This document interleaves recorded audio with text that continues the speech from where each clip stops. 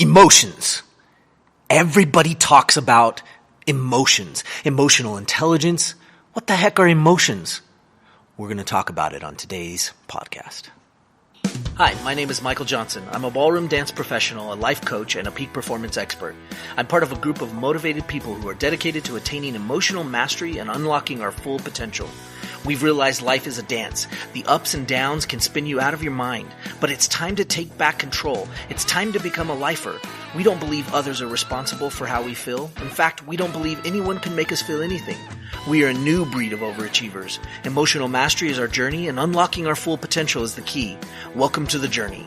We are lifers, and this is Magic for Life.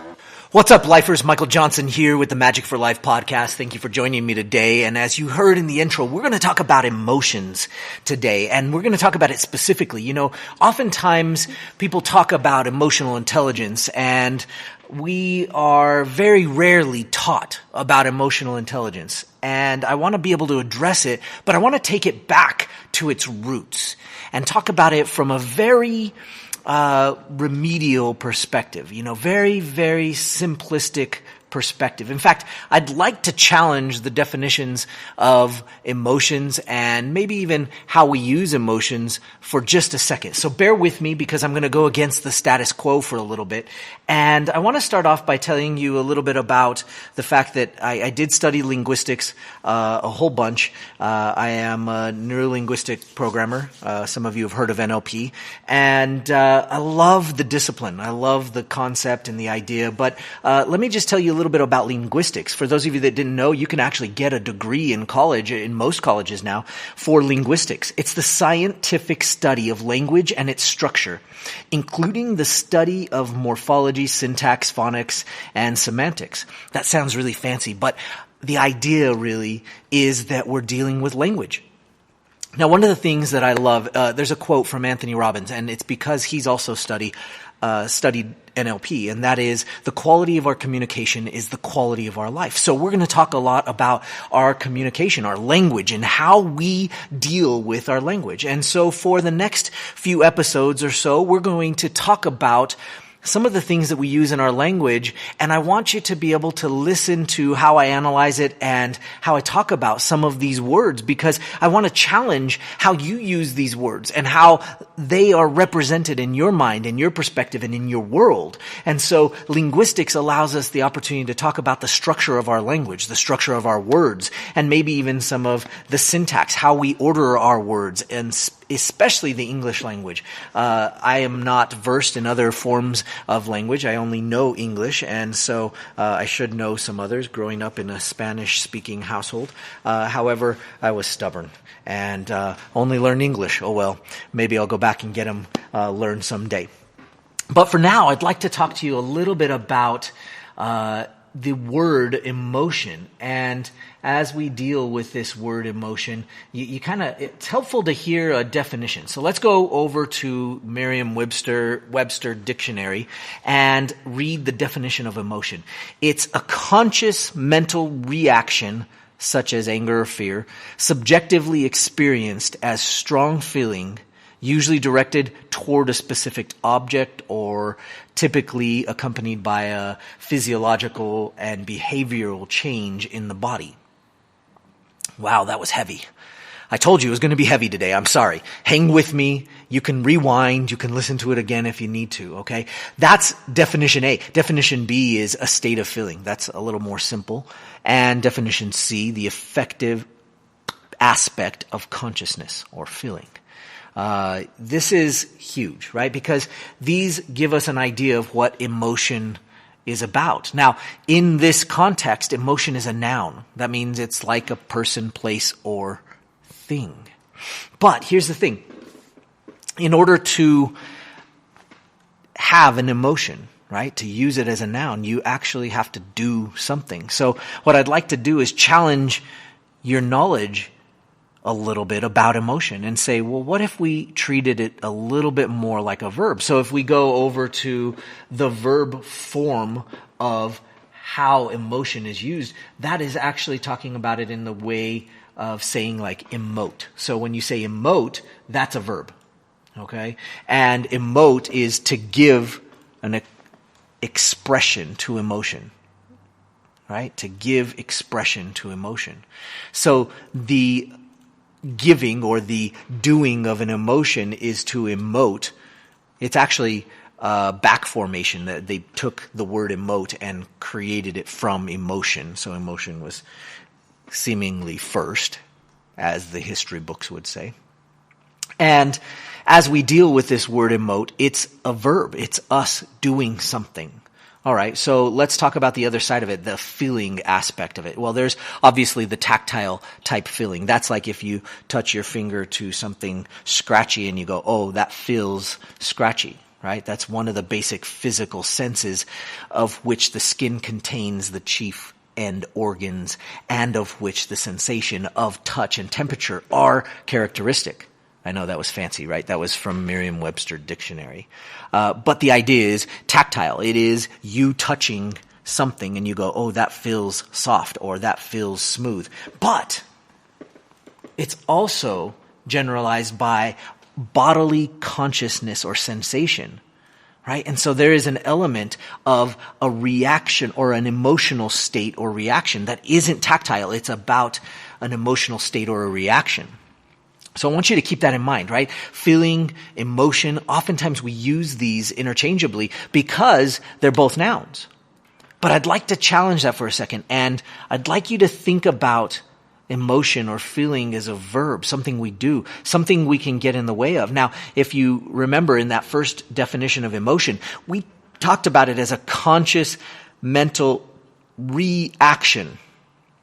And I love that word, reaction, right? It's an action again, reaction, right? So if we're doing an action again, it's that we're thinking of an action that we're doing, right? And I'd like you to really consider this. If it's an action, a reaction, an action is a verb. And again, we're back to emoting, right? And I know I said that funny. I'm trying to emphasize it a little bit. But we're trying to act. We're trying to be active. We're trying to use our emotions as a verb. See, we talk about emotions and we give them descriptive qualities like adjectives. An adjective is to describe a word, a phrase, a meaning, an attribute. Right? So that adjective is saying that table is brown. Well, brown is an adjective. It describes the table. Well, that emotion is happy. Happy is an adjective that describes the emotion. However, in a more simplistic way to talk about it, and not necessarily by the academic version of talking about it, what if we talked about doing happy? And I know that kind of turns things on end and it makes things a little different, but let's talk about doing happy.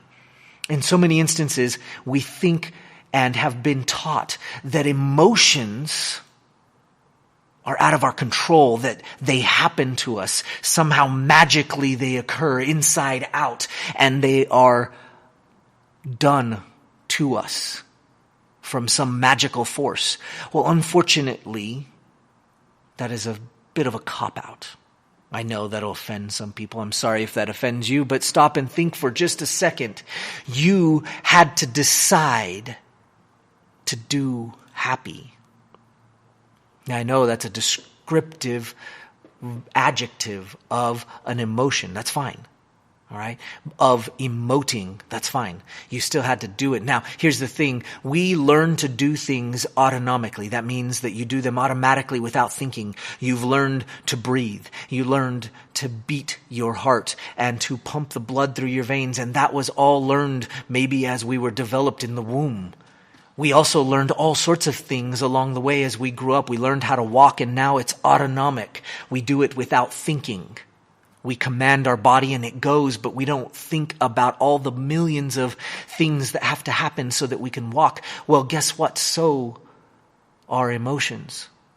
Our emotions, in some instances, we choose to do them. In some instances, we have practiced them so much that they autonomically come out of our body and they just happen. They are experienced from the inside out. And some people say, well, I didn't do that. It just happened. Well, you know what? You practice doing that so much that you don't remember doing it, just like you don't remember you're blinking right now, but you are. And now you're thinking about it. And now I interrupted the pattern. And so now you're thinking about blinking.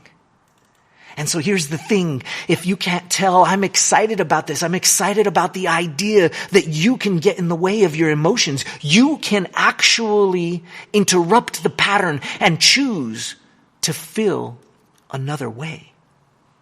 But it takes some work and it takes some education. You have to be able to go back and say, okay, I'm not just going to take this situation or experience that's happening on the outside and take it like I always took it and decide that that automatically means something. In fact, you do it so fast and so quick using two primary questions. What does this mean and what am I going to do about it?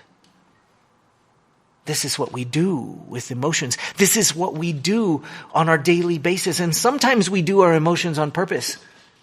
And what a triumphant moment this is. And sometimes we don't. And in those moments, sometimes we come back after being angry and go, oh, why did I do that? Why was I angry? I didn't mean to do that. I shouldn't have overreacted. And then maybe we even come to find out that it wasn't something we should be angry about. We just overreacted. And you hear that all the time. You're overreacting. You're acting again too much. And sometimes when we find out the true meaning of a situation, we feel silly. Because maybe it didn't mean what we thought it meant. And so we overreacted. And we all have come to these moments where we act in that way. And I'd like to challenge you to step in the way of your emotional states and don't just let them be autonomic. At times, it's annoying because just like I told you to think of your blinking a few minutes ago, you started thinking of your blinking and it was annoying. And you started thinking, should I blink long or should I blink slow or should I not blink or why should I blink? And then after I distracted you again, you just went back to blinking. Well, we do that the same with emotions and walking and eating and digesting and all sorts of crazy things that we don't think about that happen automatically. And if we can do our emotions and get in the way of some of the ones that are ruling our life and maybe taking over our world, how would your world change? How would you change? How would your life be different if you could get in the way of some of those emotions that have hijacked your world? Life would be different. Life would never be the same again. And this is what I'd like to talk to you more about. In the following episodes, I know sometimes we go in different directions and I'd like you to be prepared for that. But for right now, I'd like to teach you a little bit about what I know about emotions. If you'd like to know more, of course, I've just released my book called Every Minute. Go get a free copy. We won't let that offer go for too much longer. But go get a free copy on everyminutebook.com and you can learn all about emotions and doing them on purpose. Go to everyminutebook.com. You can get a copy. Come on, go do it right now. You can't go wrong. You pay for the shipping. I'll pay for the book. I want you to learn this. I want you to take control of your world and of your life. And I want you to make your life never the same again. And it isn't easy. I am not proposing that. But I am proposing that nobody taught you. And why didn't they? Maybe they just didn't know. Maybe they just didn't have the education themselves. But you know what? That is no excuse anymore. Let me help you learn. I love this stuff and I'm excited about it and I study it and I go find more about it and I get excited about it every day. If you can't tell, I am excited to share this information with you and I want you to be excited about it. But you know what? Sometimes when you try to do an emotion and it fails and it doesn't go the way you want, you think, I can't do that. That's not how it's supposed to be. But I'll tell you what, if you go and shoot a free throw playing basketball and you miss, maybe you give up or maybe you practice and try again. If you go to learn a dance step, maybe you have to practice it 20 times before it becomes autonomic. Maybe you have to practice it 100 times. And some emotions are vices for you. Some of them are harder for you to actually control and deal with. And so all I'm telling you is that you've got to start doing your emotions.